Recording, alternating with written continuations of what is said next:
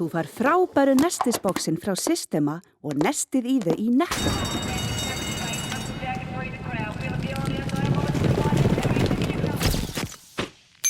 Netto, kræsingar og kostakjör.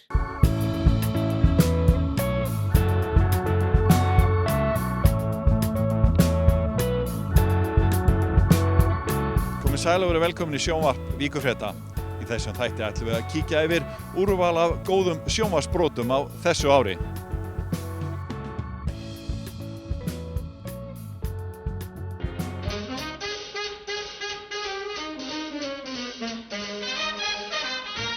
Í gömlum bragga í garðinum suðum við sjó, þar sem áður var verkaður sólþurrkaður saltfiskur, hefur Ásgeir Hjálmarsson, fyrrum skipstjóri og safnvörður á byggðasafninu í Garði, komið sér fyrir og haldið áfram að safna munum tengdum sjósókn og byggðarlaginu í Garði.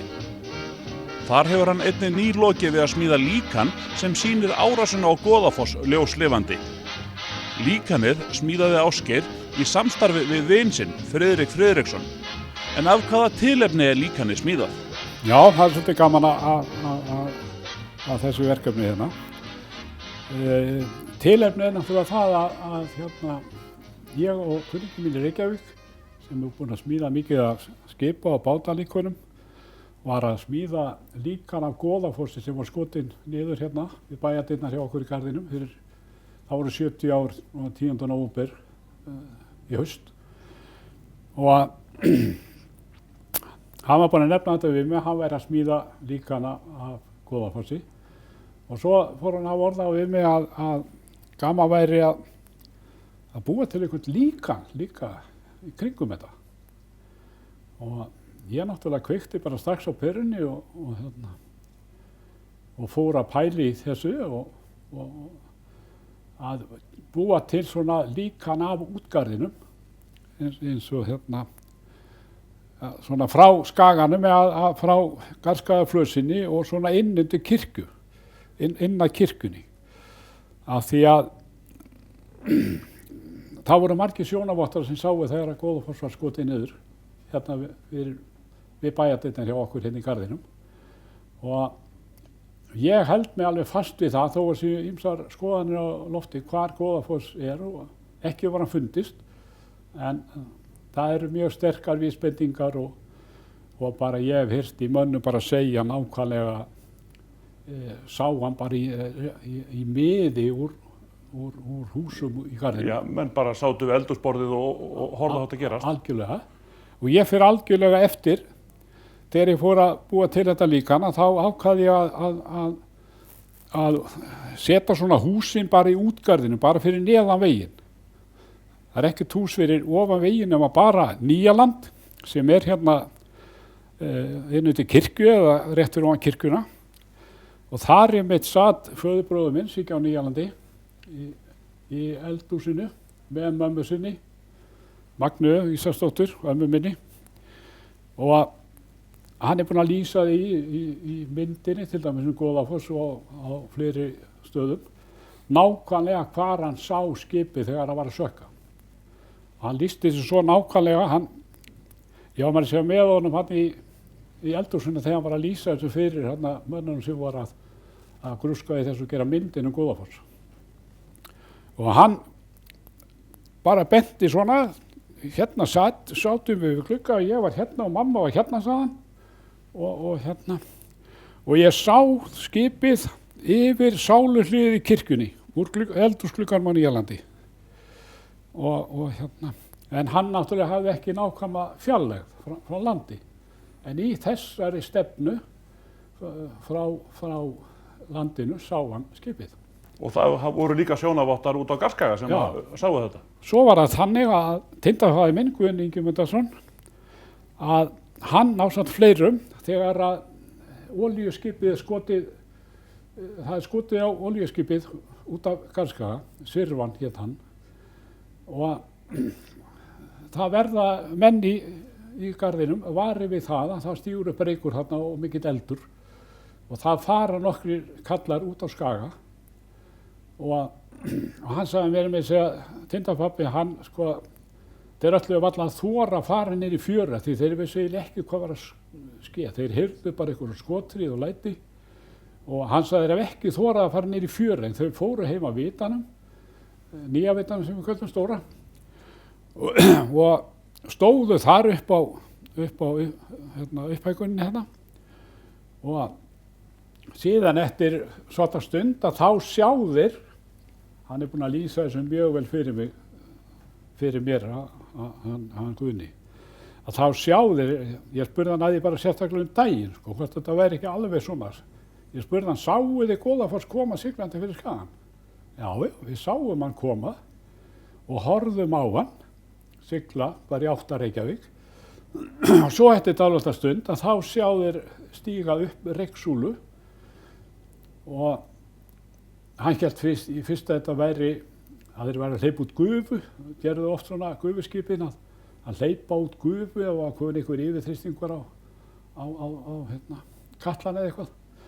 En samt fannst honum eitthvað, þessi reykur eiginlega of dökkur til þess. Og svo skipti það einhver tófum að þeir sjá bara skipi byrja að síga aftan. Og sjá það bara fara alveg hreint á endan bara með stefni bindu upp í loftið. Og hann sagði greinilega sko, við eiginlega urðum varir við það sko þegar það tók í botn sko, þegar það stóð bara við stefni bindu upp í loftið. Og hérna... Það er ekki það mikið dýpi í Garðsjónum? Nei, ef ég maður rétt að þá eru á þessum slóðum svona í kringum 38 metrar en skipið Goðafoss var eitthvað kringum 70 held ég. Þannig að hann náttúrulega tekið bara í botn ef hann hefur farið með skuti niður fyrst.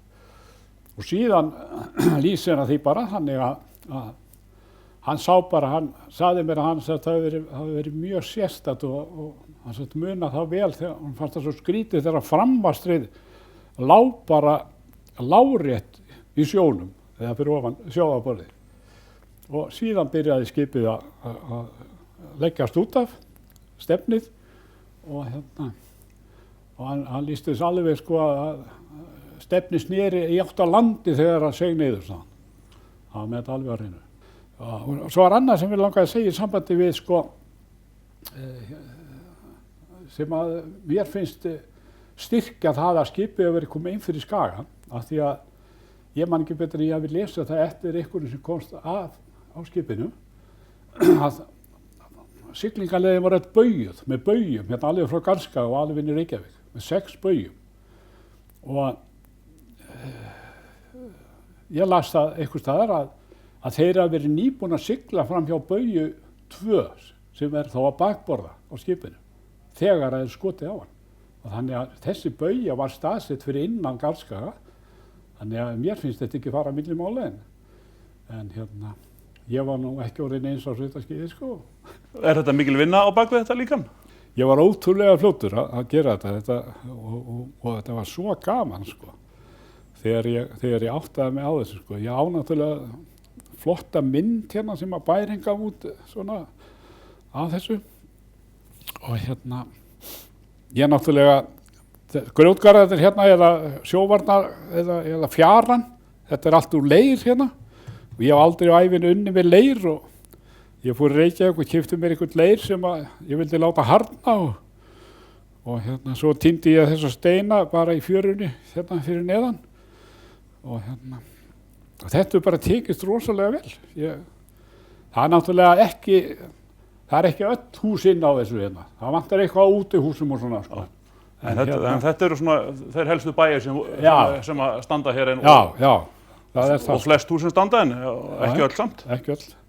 Og svo gerði ég hérna varirnar sko, þessar 3 sem eru á þessu svæði sko, utanstafvörin, hérna Lambastafvörin og síðan kemur Akureyrarstafvör og Lónshússtafvör hérna og svo þetta Króksós eða Útskálavör á þessu svæði hér. Og svo náttúrulega var maður alltaf fannst maður til heyra að setja svona saltfisk hérna því að hérna var nú verkaður saltfiskur og víða sem var breyttur saltfiskur og nokkri fiskar hérna líka. Þannig að þetta bara, já þetta er bara hugmyndina að koma þess út á safn ef safnstjórinn vil taka við þessu og hafa þetta þar.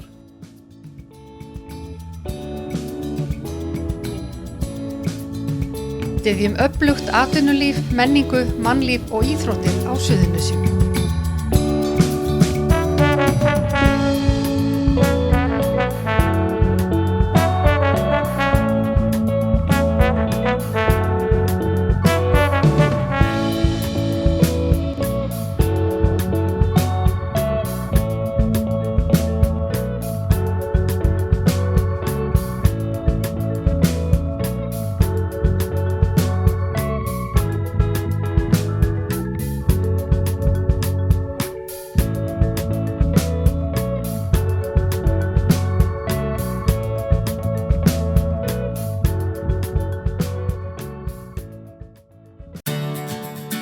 Bókaðu bílinn þinn á bílahótel og láttu degra við hana meðan hún ferðast.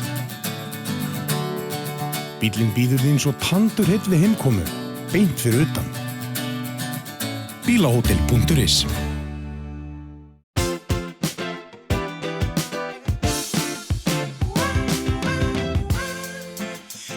Byrjaðu fríið fyrr og njóttu lífsins. Keflavíkurflugvöllur.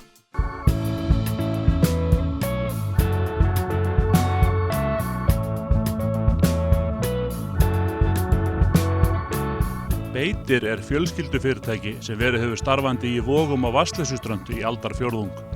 Eigendur fyrirtækisins eru Hafsteinn Ólafsson og Þóra Bragadóttir. Hafsteinn hafði verið vélstjóri á loðnuskipum en frúin vildi hann í land og því varð úr að hann sett upp fyrirtæki í bílskúrnum heima. Já, við byrjum 89, þá byrjum við í bílskúrnum heima, 70 fermetra bílskúr og hófum þar starfsemi í svona blandari vinnu en fljótlega þróaðist þetta yfir í rústið stál og hefur haldið því alveg eingöngu síðan. Og þú ert búin að vera að smíða fyrir bátaflotan og einbeitið er svona að línuskipum og bátum.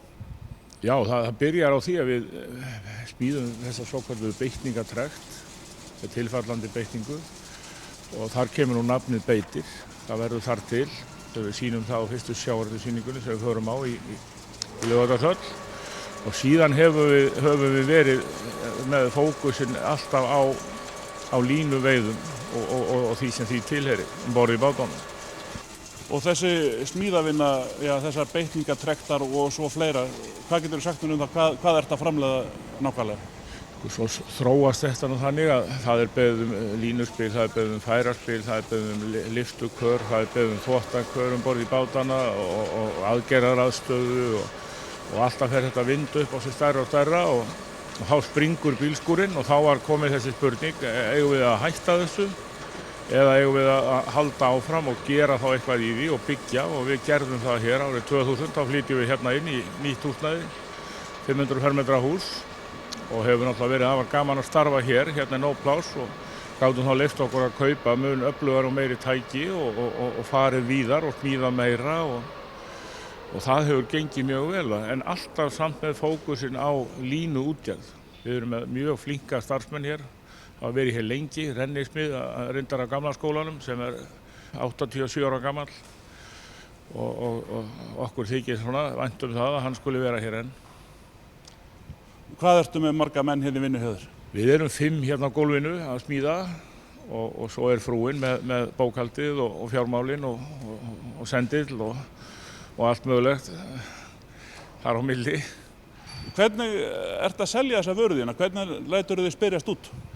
Það er helst gert með því að fara á sýningar og vera bara sýnilegur sjálfur á bryggjunni sem dæmi má nefna nú fyrir síðastliðið sumar, þá fórum við mikla ferð í 1,5 mánuð til Norður-Noregs staðinn fyrir að fara á sýning í Þrándheimi sem ákvað að sleppa henni og fara heldur bara sjálf á bryggjuna, keyrðum alla Norður-Noreg í 1,5 mánuð og það skilaði okkur þessu sem var að gerast núna á sýningunni í Kabelvåg í Lofoten. Já, þú ert nýkominn frá Noregi þar sem þú fórst út með mikið af hlutum, ætlaðir að byggja upp góðan lager í Noregi en það er allt selt. Við fórum út með 13 línuspil og svona tilheyrandi hluti sem að fylgja því, lyftukör og balarhingi og svona rennur og fleira. Og þetta seldist allt á sýningunni og meira til og nú erum við að reyna að bjarga okkur hér fyrir horn þegar við þurfum að skila hérna núna í þessari viku 3 línuspilum til Noregs og við erum að senda þau með flugi til þess að svona jafna hlutin upp og lagerinn í mínus, hann sem sagt engin. Hver munurinn á þessum búnaði sem þú smíða fyrir íslenska línuflotan og þann norska? Hann svolítið, þeir eru aðeins að beita öðrum aðferðum við línuveiðar, þeir nota yfirleitt mun grennri línu, reyndar eins og var gert á Íslandi hér fyrir svona 15-20 árum. Og svo eru þeir með þessa svokölluðu gitnislínu sem menn hafa ekki náð tökum á hér heima. En þeir virðast ná ágætis tökum á henni og enn betri eftir við fengu línuspilu frá okkur og geta dregið hana svona hratt því að það merkilega gerðist að hún hringast í balan eins og venjuleg lína. Þetta kom mönnum mjög óvart og þetta þýddi það að þeir gátu lagt helmingi lengri línu og dregið hana á jafnlöngum tíma með það sem áður var með þeirra búnaði sem norskur.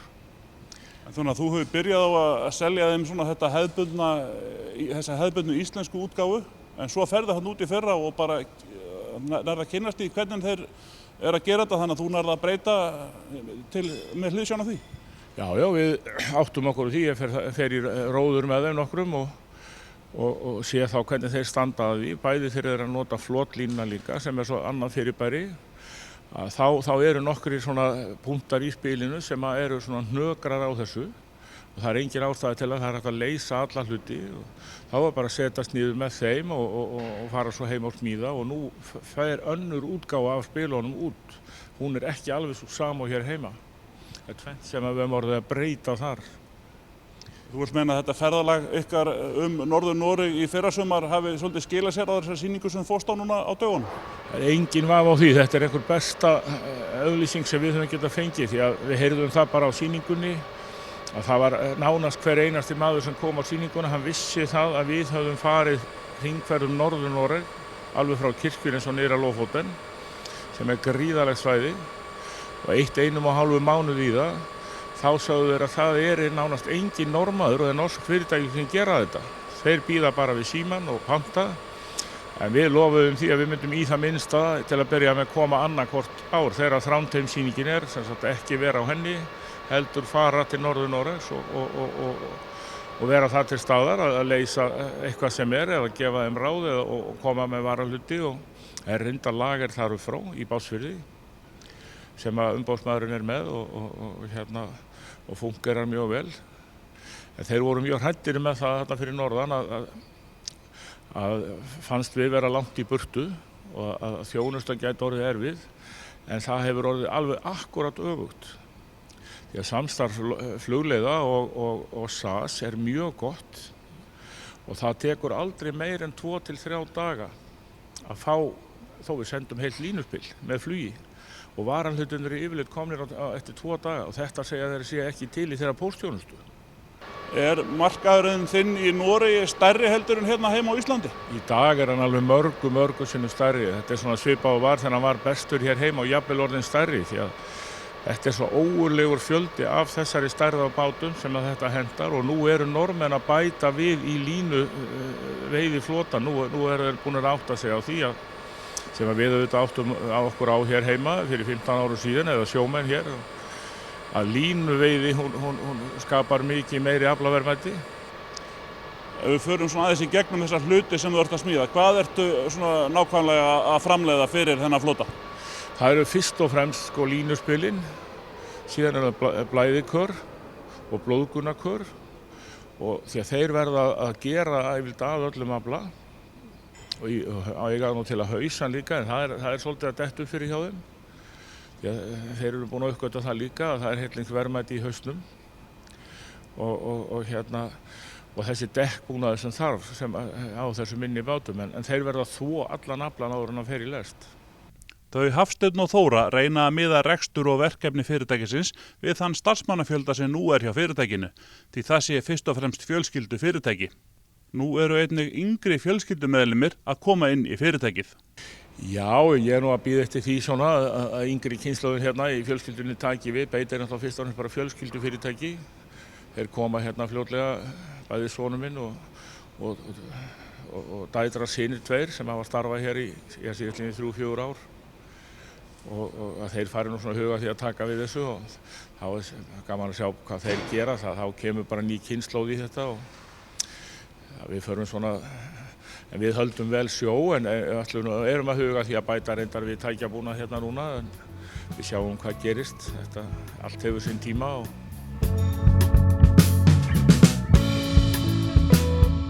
Sigmundur Davíð Gunnlaugsson, forsætisráðherra, tók fyrstu skóflustunguna að Knarrarnes kirkju. Kirkjan mun rísa í túnfætinum við minna Knarrarnes á Vatnsleysuströnd. Kirkjan verður bændakirkja í 19. aldar stíl sem hjónin Anna Rut Sverrisdóttir og Birgir Þórarinsson reisa. Forsætisráðherra sagði þegar hann tók skóflustunguna að athöfnin væri eins og skemmtilegasta og mest uppörvandi opinbera athöfn sem hann hefði tekið þátt í. Tekið þátt í ýmsum svona opinberum athöfnum en enginn þeirra hefur verið sérstæð og uppörvandi og skemmtilega á þessu. Þetta virkilega ánægilegt að taka þátt í þessu. Þú voru að taka rösklega á þessu. Já.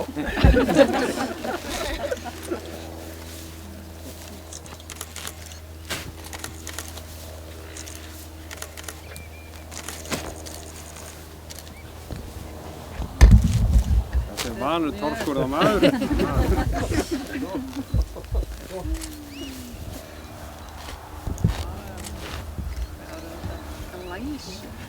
Held ekki bara áfram. Áður en skóflustungan var tekin, helgaði séra Kristinn Ágúst Friðfinnsson staðinn þar sem kirkja mun rísa við svokallað brandsleiði. Nýliðinn þriðjudagur var mikill hátíðisdagur hjá ábúendum á minna Knarrarnesi. Birgir Þórarinsson fagnaði 50. afmæli þennan dag, þá var Sverrir sonur þeirra Birgis og Önnu Rudar að útskrifast sem verkfræðingur og Þórarinsson þeirra að útskrifast sem stúdent. Ástæður þess að Sigmundur Davíð forsætisráðherra tók skóflustungu að kirkjunni má meðal annars rekja til þess að Sigmundur á rætur til minna Knarrarnes, en stjórnarmynduna viðræður Framsóknarflokks og Sjálfstæðisflokks fóru einmitt fram á heimilinu að minna Knarrarnesi. Sjónvarp Víkurfrétta ræddi við Birgi þetta sérstaka verkefni í túnfætinum að minna Knarrarnesi. Já, þetta nú svona gamall draumur okkar Önnu Rudar að reisa svona litla bændakirkju og ég hef verið mjög áhugasamur þennan íslenska byggingarstíl, þannig að kirkjan byggð í 19. aldar byggingarstíl, verður þess að timburkirkja ekki ósvipuð og Krýsuvíkurkirkja var. Nú síðan ég nú guðfræði menntaður og áhugamaður mikill guðfræði, þannig að það má segja þetta sameini svona mín tvö áhugamál, það er að segja guðfræði og hinn íslenska gamla byggingarstíl. Þannig að það er svona hugmyndin á bakvið þessa kirkju, nú síðan lofgjörð til Guðs og þakklæti fyrir blessun hans og varðveislu gegnum lífið.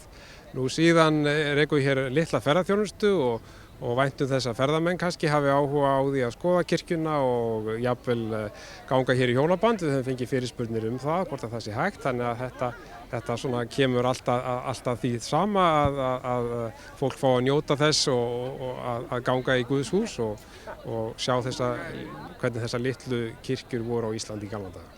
Segðu bara eins frá þessu stað hérna, minna Knarrarnesi. Hvað kemur til að þú sest það hérna?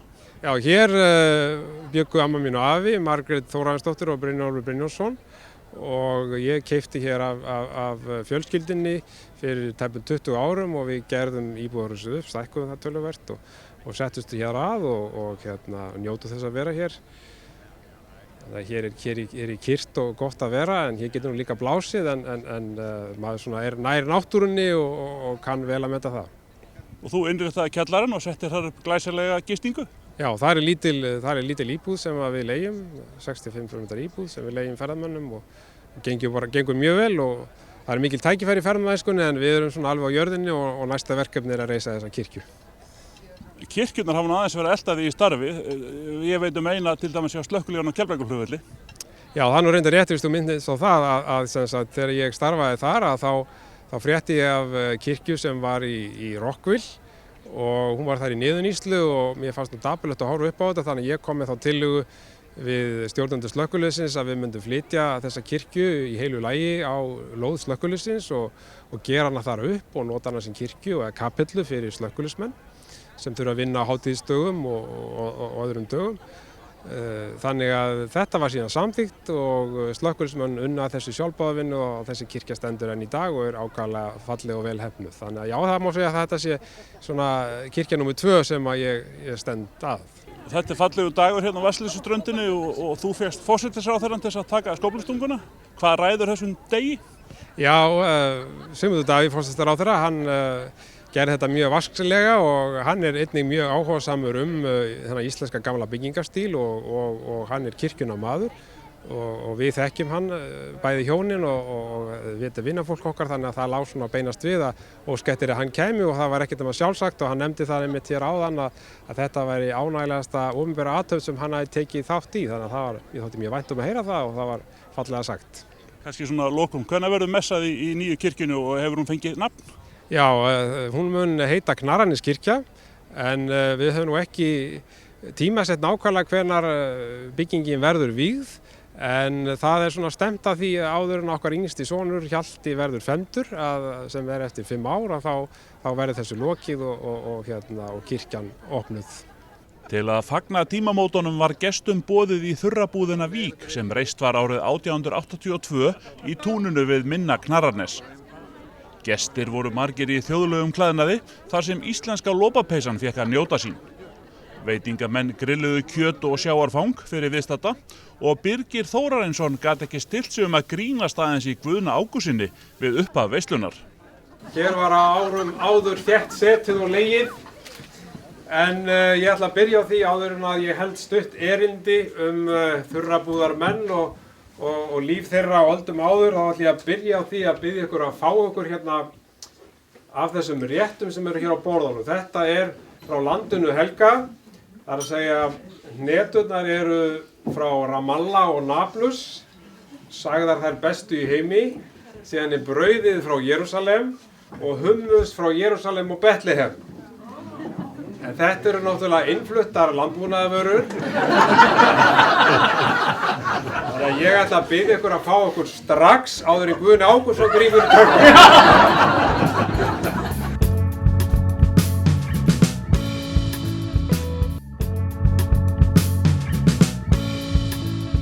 Leðu við þökkum fyrir áhrifu minnum við á aðra fríska miðla Víkurfrétta, vikulegt fréttablað, vaff.is en það Víkurfréttavefurinn með fréttir alla daga og fyrir kylfingana kylfingur.is. Þar einnig sjónvarpsframleiðsla í gangi. Við minnum á að það hægt að sjá eldri þætti sjónvarps Víkurfrétta á YouTube rásinni undir sjónvarp Víkurfrétta. Eigið góða stundir, verið sæl.